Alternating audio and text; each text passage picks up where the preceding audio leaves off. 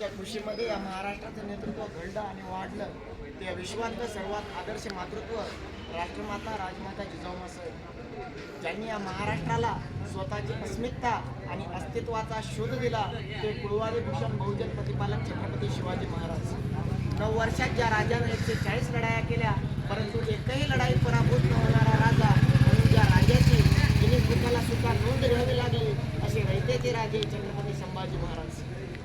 ही पृथ्वी शेषाच्या मस्तकावर नसून शेतकऱ्याच्या कष्टकरीत कामकऱ्याच्या तळहातावर बसलेले आहे असे म्हणणारे लोकशाहीर अण्णाभाऊ साठे आपल्याला अज्ञानाच्या अंधकारातून बाहेर काढून ज्यांनी ज्ञानाचा प्रकाश दाखवला त्या क्रांतीज्योती सावित्रीबाई फुले, राष्ट्रपिता ज्योतिराव फुले, ते फुले दाम्पत्य आणि या सर्वांच्या स्वप्नांना आपल्या भारतीय राज्यघटनेमध्ये अंतर्भूत करून आपल्याला मूलभूत हक्क आणि अधिकार प्राप्त करून देणारे बुद्धिसम्राट, कीर्तिसंपन्न, ज्ञानसंपन्न डॉक्टर बाबासाहेब आंबेडकर, नाचू कीर्तनाचे रंगी ज्ञानदीप लावून याचे असा शांतचित्त संदेश देणारे संत नामदेव महाराज. आम्हा घरी धन शब्दांचीच रत्ने शब्दांचीच शस्त्रे यत्न करू शब्देचे आमच्या जीवाचे जीवन शब्देच वाटू जनधन लोका असा संदेश देणारे संत तुकाराम महाराज.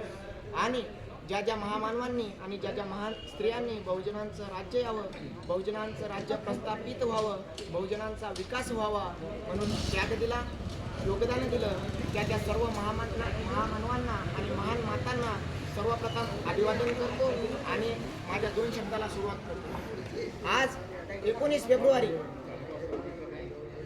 संपूर्ण भारतामध्ये चारी बाजूनं यवनांचं सैन्य असताना, चारी बाजूने घनदाट अंधार पसरलेला असताना 19 फेब्रुवारी 1630 रोजी सूर्य उगवला, छत्रपती शिवाजी महाराजांचा जन्म झाला.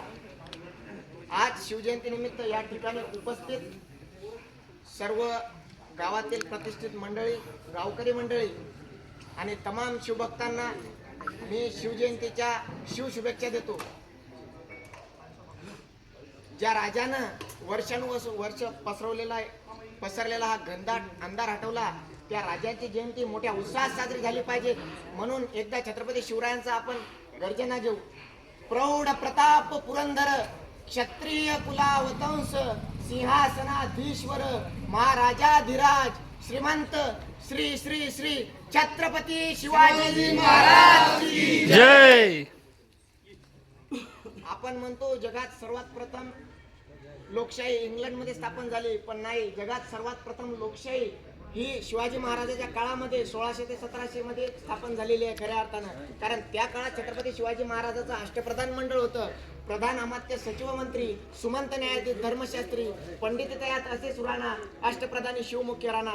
त्या काळामध्ये छत्रपती शिवाजी महाराजांना माहित होतं की सत्तेचं विभाजन झाल्याशिवाय हा राज्याचा कारभार चालणार नाही म्हणून त्या काळामध्ये महाराजांनी सत्तेचं विभाजन करून अष्टप्रधान मंडळ त्या ठिकाणी स्थापन केलं होतं. ही छत्रपती शिवाजी महाराजांनी केलेली लोकशाहीची स्थापना आहे. खऱ्या अर्थानं लोकशाहीचे जनक हे छत्रपती शिवाजी महाराज आहेत.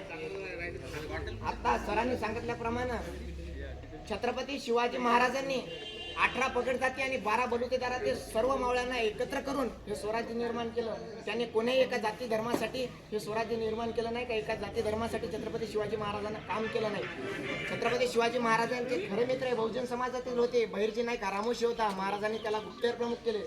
फकीरा राणोजी मांग याच्या खापर पंजोबाला महाराजांनी सरदार केले. नागनाथ महार या मित्राला गावचे पाटील केले. जीवा महाले या नाभिक मित्राला अंगरक्षक केले. शिवाजी काशीद या मित्राला गुप्तहेर प्रमुख खात्याचे अधिकारपद दिले. बाजी प्रभू देशपांडे, मुरारबाजी, सीकेपी म्हणजेच प्रभुजातीतील मित्रांना सरदार केले. मानकोजी दहातोंडे, नेताजी पालकर, प्रतापराव गुज्जर, फिरंगोजी नरसाळे, नरसोजी शितोळे, तानाजी मालुसरे इत्यादी सामान्य युवकांना महाराजांनी मोठमोठी पदे दिली ती त्याच्या जातीवरून ठरवून नाही दिली तर त्याच्या कार्यकौशल्यावर ठरवून दिली. आणि या स्वराज्यासाठी एक एक मावळा धारातीर्थी पडला. अनेक जाती धर्मातील युवक या जाती शिवाजी महाराजांच्या काळामध्ये त्या व्यवसायावरून ठरवल्या गेलेल्या जाती होत्या म्हणून छत्रपती शिवाजी महाराजांनी प्रत्येक जाती धर्मातील युवकांना जवळ केले. आणि आज आपण पाहतो छत्रपती शिवाजी महाराजांना मुस्लिम विरोधी दाखवलेले. तर छत्रपती शिवाजी महाराजांच्या सैन्यात सर्वात जास्त मुस्लिम मावळे होते. काजी हैदर हा छत्रपती शिवरायांचा वकील होता. नूर खान बेग हा छत्रपती शिवाजी महाराजांचा सैन्याचा सेनापती होता, तोफखान्याचा प्रमुख होता. एवढ्या मोठ्या राज्याचा तोफखाना प्रमुख हा एक मुस्लिम मावळा होता. जर महाराजांची लढाई मुस्लिम विरोधी असती तर महाराजांच्या सेनेचा सर्वात पहिला सेनापती हा नूर खान बेग महाराजांनी ठेवला नसता. आपल्याला या ठिकाणी स्पष्टपणे कळते की छत्रपती शिवाजी महाराजांची लढाई ही अन्यायाविरुद्ध होती, कोणत्याही जाती व्यवस्थेविरुद्ध नव्हती. अरे दिया जिसने ताज हिंद को वो शख्स मुसलमान ही था, यूं ही नहीं लहराया तिरंगा किया जिसने तामीर लाल किला वो शख्स मुसलमान ही था. सारे जहां से अच्छा हिंदोस्तां हमारा, हम बुलबुले है जिसकी वो गुलसिता हमारा, लिखा जिसने तराने वतन वो मोहम्मद इकबाल मुसलमान ही था. दबदबे में दम नहीं अब खैर मांगो जान की, जफर ठंडी हुई शमशेर हिंदुस्तान की, जब तलक बू रहेगी गाजियों में ईमान की, तख्ते लंदन तक चलेगी जय हिंदुस्तान की, कहले वाला बहादुर शाह जफर मुसलमान ही था. लड़ा अंग्रेजों के खिलाफ और दी अपनी जान की शहादत वो टीपू सुल्तान मुसलमान ही था. अरे जिस दिन आज़ाद हुआ मेरा देश मेरा मुल्क मेरा वतन वो दिन जुम्मे का और महीना रमजान का था. आणि आपण म्हणतो की छत्रपती शिवाजी महाराज हे मुस्लिम विरोधी होते. छत्रपती शिवाजी महाराज हे मुस्लिम विरोधी नव्हते. ज्यावेळेस विजापूरहून अफजल खानाला शिवाजी महाराजांना पकडून आणण्यासाठी पाठवलं होतं, त्यावेळेस फक्त महाराजांवर चालून आलेला कृष्णाजी भास्कर कुलकर्णी नावाचा ब्राह्मणी प्रवृत्ती महाराजांना कापली होती. महाराज ब्राह्मण विरोधी पण नव्हते आणि महाराज मुसलमान विरोधी पण नव्हते. या ठिकाणी वेळ अपुरा असल्यामुळं मी एकच सांगतो, त्या आदिलशहाची आदिलशाही संपली, त्या निजामांची निजामशाही संपली, त्या इंग्रजाची जुलूमशाही संपली, पण माझ्या शिवबाची शिवशाही कधी संपली नाही. कारण ती खरीखुरी लोकशाही होती, ती खरीखुरी लोकशाही.